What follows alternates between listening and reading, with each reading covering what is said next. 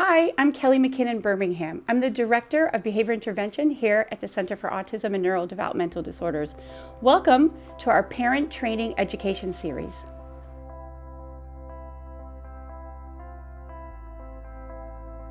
I'm Anna Lockman, Education and Training Director at the Center for Autism and Neurodevelopmental Disorders. Our mission is to provide hope and help to individuals and families living with autism spectrum disorders, ADHD, and other neurodevelopmental disorders through excellent and innovative clinical care, education and training, research, and engagement. We strive to provide advanced training opportunities to benefit individuals, parents, grandparents, caregivers, professionals, and community agencies on a variety of topics. We're excited to offer this workshop as part of our online training series.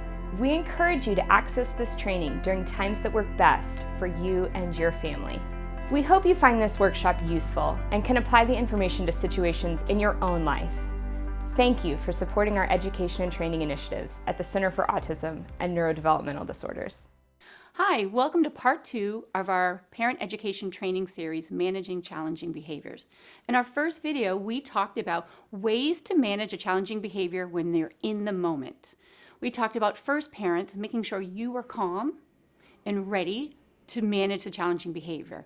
We talked about the importance of having your child have a calm cool down area, cool down spaces so that they can learn to go and use that space to calm down. We talked about using comforting and distracting items to help your child calm down, knowing that this was only used in this situation so they'll calm down, and then getting everyone back on track so we can get to baseline and start over. So let's now talk about how you as a parent can be prepared, be proactive for the future. When we're looking at the proactive strategy or the planning to prevent a problem behavior from happening again, we usually look first at why. Why did the problem behavior even occur in the first place? There are usually 4 main reasons why a child might not be able to do a skill and therefore demonstrate problem behavior. For example, one reason a child might engage in problem behavior is because they simply don't want to. They might not want to get off their computer to go do their homework or stop playing on their iPad to brush their teeth. In those situations, children don't want to do something and they may not possess the skill to tell you that or to explain why or how. Other reasons a child might engage in problem behavior is because they want to keep what they have. They want to stay on their iPad for a long time. Another reason sometimes children engage in problem behavior is for attention. Children might act out in the classroom and be silly and funny because that's getting a great reaction from the other students in the classroom, even though it might not be what the teacher wants them to do. Or they might start engaging in a problem behavior, but then when they see their parent get really angry, that's sort of like a bonus function, and that attention that they get from their parent might also maintain that problem behavior. Other times, children engage in problem behavior because of what we call self-stimulatory or automatically reinforced feelings. That might be a way a child is regulating an internal feeling by engaging in some challenging behaviors that might look like rocking or hand flapping. And so we look at these functions of behavior, determine why did this problem behavior happen, and what can we do to make a change. So we have a problem behavior and we need to figure out why it happened. There's problem behavior, and did it happen because of a skill deficit or a lack of motivation to perform the skill? That's why the functions of behavior are super important. Let's say, for example, you want your child to stop playing on their iPad to go brush their teeth, and they engage in challenging behavior. Maybe they scream, cry, throw their tablet. We need to determine, why did that happen? Did the child not want to stop playing on their tablet? A neurotypical child will have the language to say, "Mom, can I just play for 2 more minutes?" And a parent might say, "Sure," and then go brush your teeth. A child on the autism spectrum may not have that language, and so the screaming and yelling and throwing of the tantrum serves as a way to negotiate and say, "Could I just have 2 more minutes?" So that reason why is really important. Maybe the child does not know how to brush their teeth, and the fear of having to stop doing something they like to go do something that they don't know how to do might also evoke a challenging behavior. They may be trying to avoid or escape something they don't know how to do. If your child is engaging in tantrums and screaming and crying and refusing to brush their teeth, which I hear often, sometimes the function of that tantrum is because they don't like having things in their mouth. They don't possess a skill to have something in their mouth. 2, they might not know how to brush their teeth at all, and so therefore aren't motivated to brush their teeth. When you're working on trying to reduce problem behavior, you always try to figure out, what do you wish your child would do instead? Let's presume the child does not know how to brush their teeth, and so they simply don't want to. The first thing we're going to do is teach that child how to brush their teeth. We're going to give them the skills. We're going to teach them a better way to manage that situation. When you're teaching new skills, there's lots of ways to teach new skills. We know children on the autism spectrum typically tend to be visual learners. I recommend to parents the use of 1, pictures, and 2, video modeling to help your child learn new skills, or maybe side-by-side modeling or the use of peer models can be a very effective way to help a child learn a new skill. Teaching that skill, the desired skill, might just make that problem behavior go away. Let's take a look at another problem behavior. For example, let's say you want to teach your child to make their own snack, and they refuse. You say it's time to make a snack, and they scream and cry, throw things, hit, yell. They refuse. They completely refuse to make their own snack, and it results in a very challenging behavior for you. So let's take our example. When you ask a child to make the snack, is it a skill issue and or a motivation issue? Let's presume there's a skill challenge with this. Your child does not know how to make a snack. Now you know the desired behavior is your child makes a snack. How are you going to teach them? There are lots of ways you can teach your child. You can break it down into small steps. You could have your child simply just take out the items to make their own snack, and then the next day take out the items to make their snack and do the first step, and continue on in what we might call sort of a forward chaining process. You might model alongside your child and have them make a snack while you make a snack.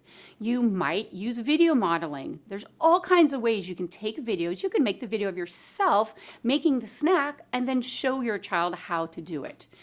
Teaching your child the steps to follow along and learn how to make that snack might change any kind of problem behavior that happened before. Now that your child knows how to make the snack, they'll make the snack without any challenges. Or maybe your child just doesn't want to do what you asked them to do.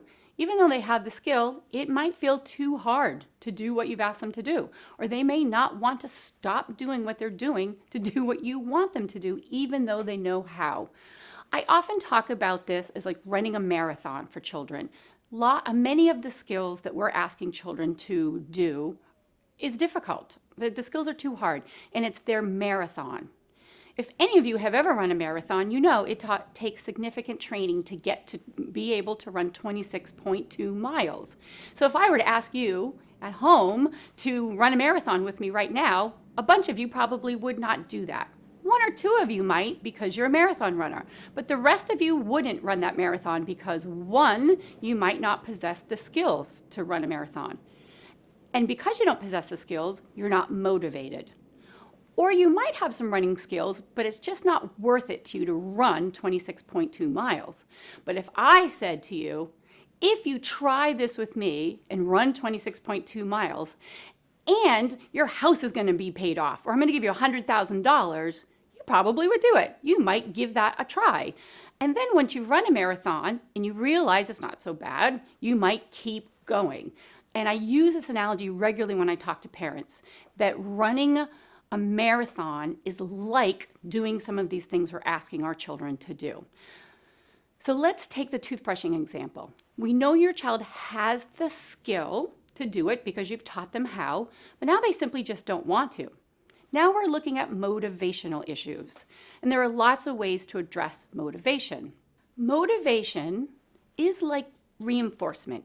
In clinical practice, we often use the term reinforcement, and what that means is by giving someone something or having a feeling increases the likelihood that they will do that thing again.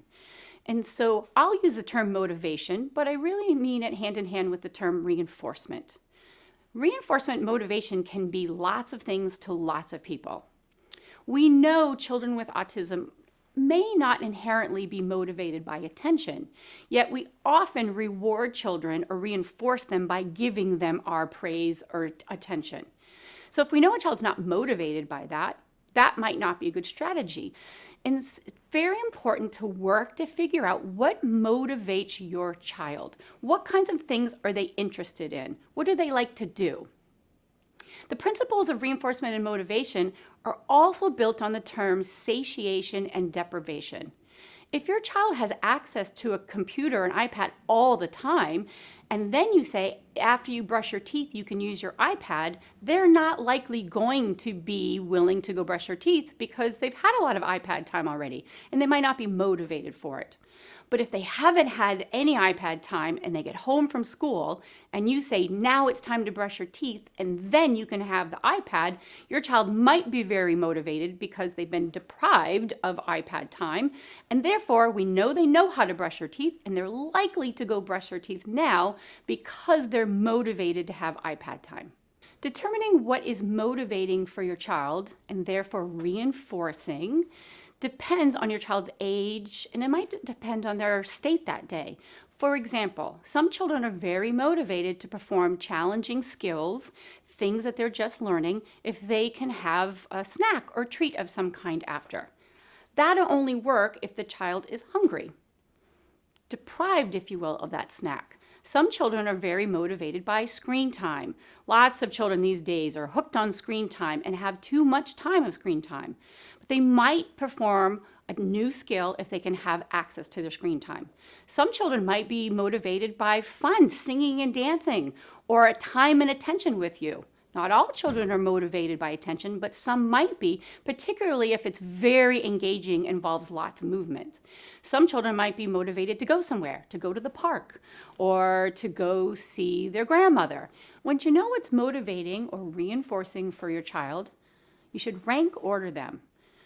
Put the item that's most reinforcing first, and then rank the second most reinforcing or motivating item, or third, and that could be attention, it could be access to items, it could be song, dance, music, and pair the most challenging new skill you're teaching your child with the most reinforcing item.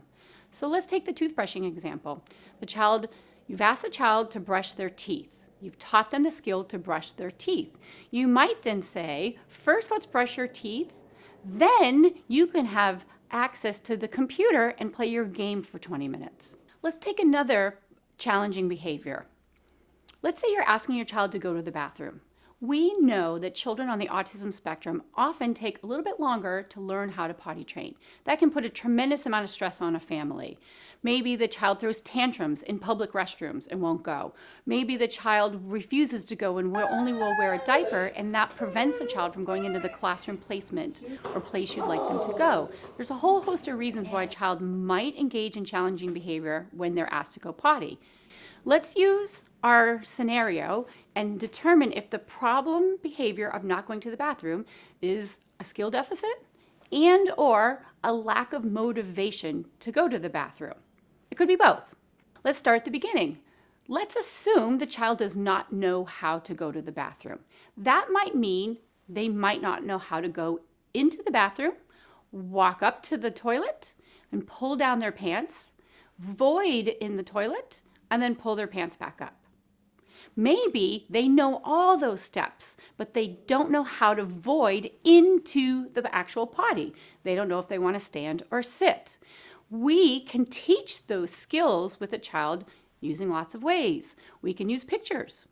We can use video models. You can have a child go potty alongside a child that is a peer or a sibling or a parent. You teach the child the skills necessary to go into the bathroom and void on the toilet. Now maybe they know what to do, but they're not doing it. There's a lack of motivation. We need to spend time helping the child then be motivated to go to the bathroom. That's often one of the common challenges for children. They know how to go to the bathroom, they just don't want to do it. Maybe they're scared. We're dealing with proactive strategies for managing challenging behaviors. If you're not sure if your child is engaging in challenging behavior because of a skill issue or deficit or motivation, the very best thing I can suggest to you is to take data. We know as a behavior analyst, data tells us everything. And track it. Track some things for a while. For example, if you're teaching your child to brush their teeth, do they have a difficult time and engage upon behavior in the nighttime versus the morning? Or if you're asking your child to go to the bathroom, do they have challenging behaviors every time you ask them to go, or maybe only in public bathrooms? We can determine then, does your child possess the skill and or do they need additional motivation to demonstrate the skill? So let's wrap this up and summarize. We know that engaging in challenging behaviors can often happen when you're working or living with a child on the autism spectrum. It often feels like playing a game of whack-a-mole. You're putting out one problem and then another problem happens again. My best advice to parents is always start with one or two of the most significant challenging behaviors that are interfering with your life. Identify those challenging behaviors. Spend some time taking some data to determine if your child is demonstrating in that behavior because of a skill deficit and or a lack of motivation or reinforcement, and start your planning.